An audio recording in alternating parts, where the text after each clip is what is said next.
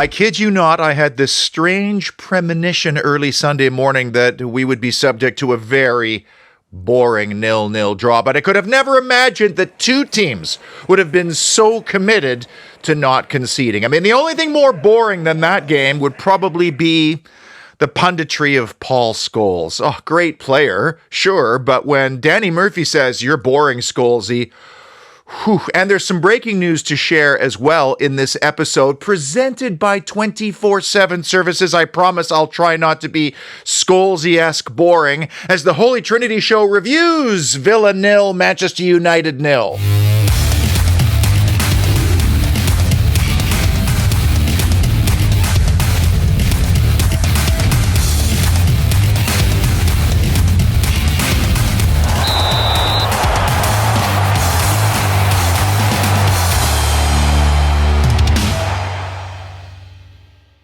Before we get into Sunday, I predicted on this show that there was something brewing on the Jhon Duran contract front, and that's because our club is now run by adults, highly intelligent ones at that. And this was the perfect time to reward Jhon Duran and his family, not just for his exploits, but for his commitment to this football club. And being a 6-year deal, that makes it much more difficult and potentially lucrative if a big club does want to try to come in and sign our Colombian for big dollars. In fact, I would argue that it's more likely at this stage that we sell Ollie Watkins on, just given his age and, where his market value is right now. He's just cresting over that hill probably this summer. Still, though, it is incredible that we went from this to this in only about 70 days, which is nothing in the world of football. I mean, this is one of those stories that somewhere down the road, years from now, will be considered potentially folkloric or even mythical surrounding Big John. And then the Premier League's associated third-party regulations were just deemed unlawful by a tribunal. This is after Manchester City challenged those rules and regulations in June, and Nassif Sawiris was very outspoken about this very issue. And I get it. It's all about fair market value for commercial sponsorship deals. What is fair market value and who gets to decide? So let's say Wes Edens wanted to call it Fortress Villa Park, even though the Fortress Investment Group was just bought by a major company out of Abu Dhabi. Edens is still a minor shareholder, I understand. But moving money from one owner's pocket to another does open the door to a lot of skirting of profit and sustainability rules and regulations. What I find interesting about all of this is that the majority of Premier League clubs were actually in favor of closing these loopholes that were greatly benefiting Manchester City thanks to supposed huge commercial sponsorship deals with Etihad Airways and other UAE-based groups, which accounted for more than half of their total turnover. I mean, Man City doesn't have a 60,000-seat ground. They're expanding it to get more, but that's quite an advantage when you have that much revenue coming from a commercial deal out of state. And this is completely different from the 115 charges, by the way. That's a separate issue. But Leicester was dinged because of their third-party associate deal with King Power. So what happens next? I mean, will there be amendments to these rules and regulations deemed unlawful in the UK, partially because they don't include shareholder loans? Now, this could be another issue for Aston Villa on the negative side, because our owners have infused a lot of cash into the club since they've taken over. On to Sunday then, and if I've done my maths correctly, and there's a pretty good chance I haven't, Sunday would have represented the 121st game in charge for Unai Emery of a Premier League match, and that was his first scoreless draw at home. The only other scoreless draw he presided over was at Everton in January.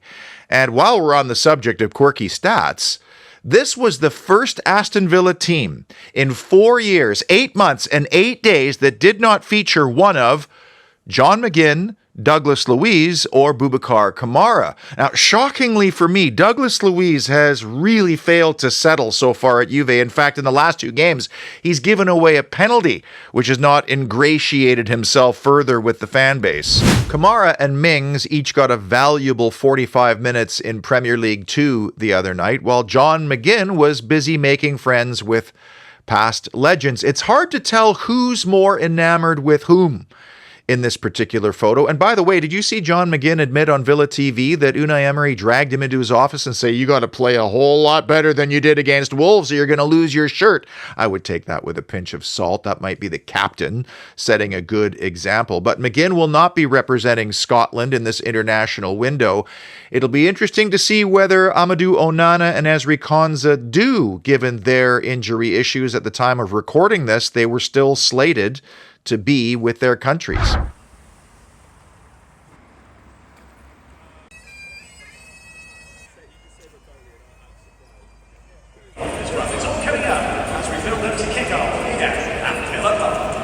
I could honestly say that the footage from our 2 senior correspondents covering this game was better than the game itself.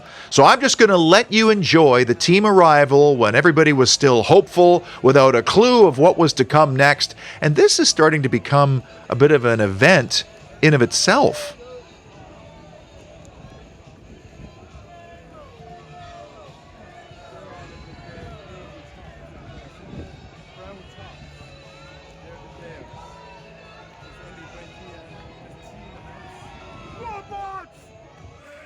Samir Gaby busted out another of the Emi Martinez Addy collection. Alex Dutton called it a Champions League hangover game. I think that's a very apt explanation. Even the fans had a tough time getting up for this one. Okay, is it up to the fans to ignite the team or the team to ignite the fans? Either way, this club is loath to make excuses now. As for the key numbers, well, they included interceptions as my extra stat. Pretty close on many of the categories, but we were wasteful and slightly hopeful with our shot attempts. If you could have a ratio of 1 on target for every 2 attempts, I think you're going to score more goals, but it just wasn't happening for either side in this game, was it? Interceptions were 2-1 for the visitors. When Villa tries to play through the middle and they try to combine, it's incredible how fine the inches are between breaking away or an opponent stepping in and stopping it, or worse, countering.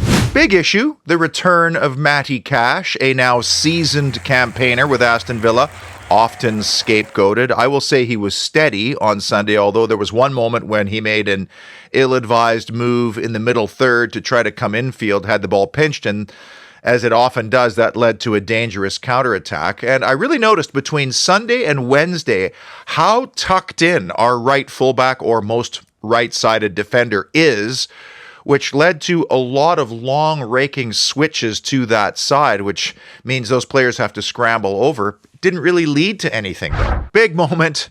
Marcus Rashford dodging a second yellow card just minutes after receiving a first yellow card. I find it frustrating that any player is allowed to just take these kind of liberties, and maybe he did because he had taken a yellow card just before that and the referee hadn't stopped to have a word and say, you know, your next one could be a problem. It was too late by then. And Leon Bailey would have been in a great position, and he was just hacked down. This is the second straight week we've seen this happen to us. And the question is a fair one. I've seen it asked in other places. If any opposing player had done the exact same thing at Old Trafford,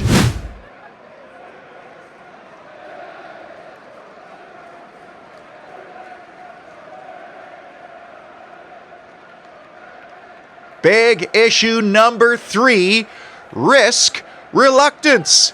Yes, I'm sounding like a broken record, and I've pulled that one out again, because you'd think that an Aston Villa side playing at home against a team that had Harry Maguire and Johnny Evans as a centre-back pairing, with 32-year-old Christian Eriksen playing in front of them, and with a seldom-used Victor Lindelof coming in later, we might have had more of a go.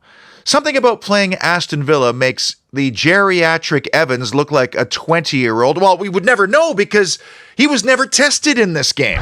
I fully appreciate that trying to replicate the emotion and the application of Wednesday night was always going to be difficult because we put so much into that Bayern game. And then not having two more regulars for Sunday in Jacob Ramsey and Amadou Onana, and officially not having a 100% fit Leon Bailey, it's not optimal. So I can understand how the technical staff might emphasize and prioritize keeping the back door shut.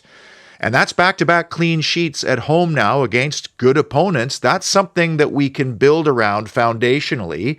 And if that becomes part of our identity going forward, I'm all for it, and I can understand why. There's this old saying in football that goals win games, but clean sheets win trophies. And we've had a tough time not conceding in the league since our trip to Arsenal last season. I do wonder if we had a full complement of players to choose from, even in a demanding week like this, would we have approached that game a little bit differently? And I realize Unai Emery has to craft carefully a campaign here to keep us within reach of all the competitions that we're currently in on.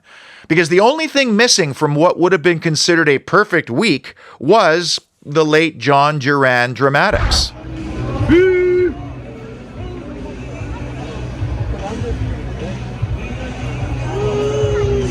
Big moment number 2, Bruno's bar bouncer.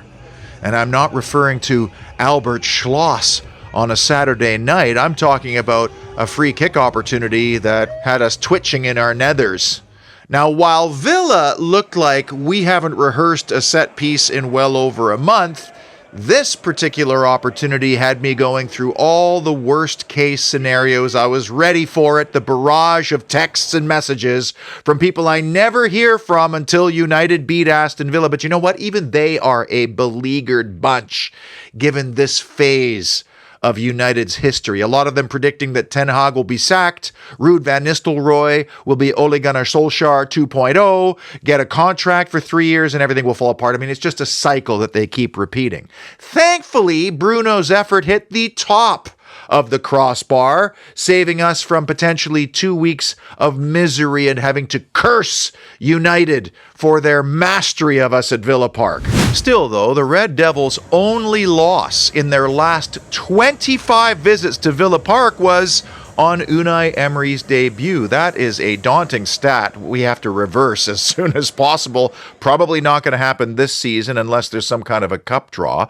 And also interesting to me was how the narrative kind of changed after this game, because normally you'd say, well, United missed an opportunity to take all 3 points from this game. Instead, now it was steps in the right direction with a clean sheet, and Villa was more hampered by the midweek European game than were United, who actually had to travel to Portugal and leave it late in a 3-3 draw. I didn't mention this during my Bayern Munich show, but Paul Handsaker of 24/7 Services was in fact in the house on Wednesday night, which puts him in a very select group of people to have watched Villa beat Bayern Munich 1-0 in European competition back-to-back, live and in person. And he paid for it the next day by celebrating. But was up right at 6 a.m., right as rain, without even an alarm clock, ready to tackle the next project. It's funny, you'd think that 24/7 Services came in and patched up Villa's leaky defense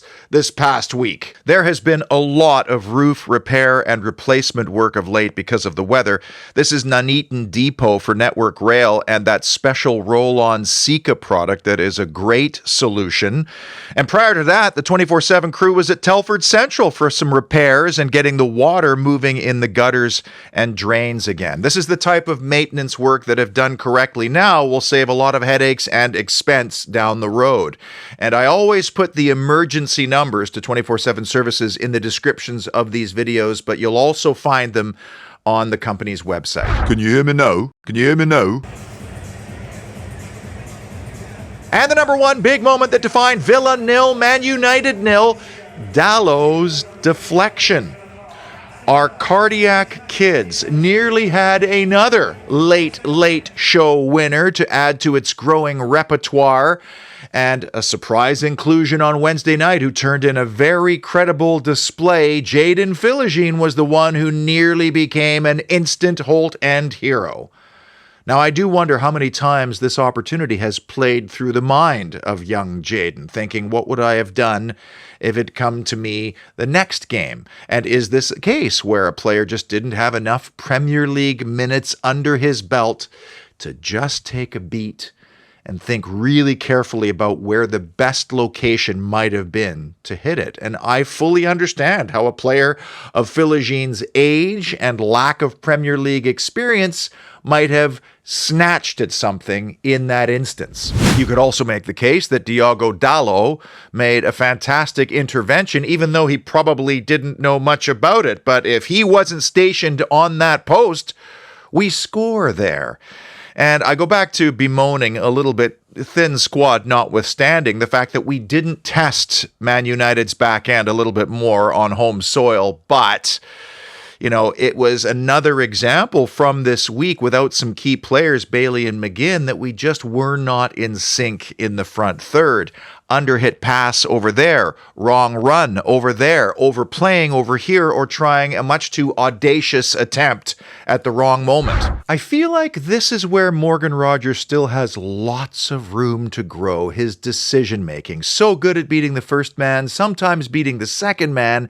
After that, though, you've done the hard part. You got to distribute the ball. And there was a chance where he drives the byline, and it looked like he was trying to either hit the target from a very sharp angle. He ended up sending it into the north stand. Now, upon further review, the ball just actually hopped up on him at the wrong time, but even still, the technique he used would have never sent the ball into the danger area near the penalty spot, and I suspect he might have heard about that afterwards from the manager.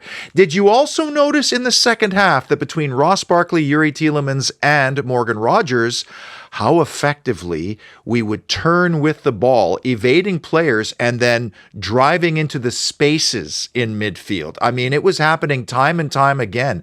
Such close margins and tight moments in that midfield, but I do wonder if that was a little tactical adjustment at the break. The Sill Hill Brewery star performer was difficult to choose from Sunday, but you know what? I'm going to give it to Diego Carlos. And yes, I'm the first to say the 2-2 goal at Ipswich, not great. But since then, 2 difficult opponents, 2 clean sheets. And for United, he had to come into the game just 12 minutes in, so no mental preparation whatsoever. He had a 92% pass completion percentage.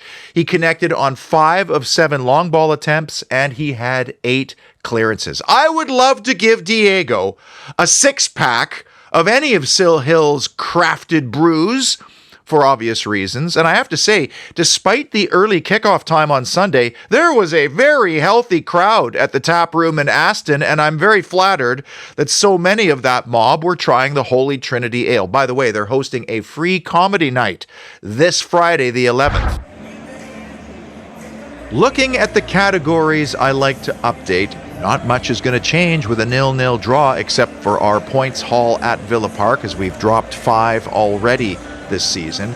But we're off and running on the clean sheet department, and let's hope that number does swell into double figures by May.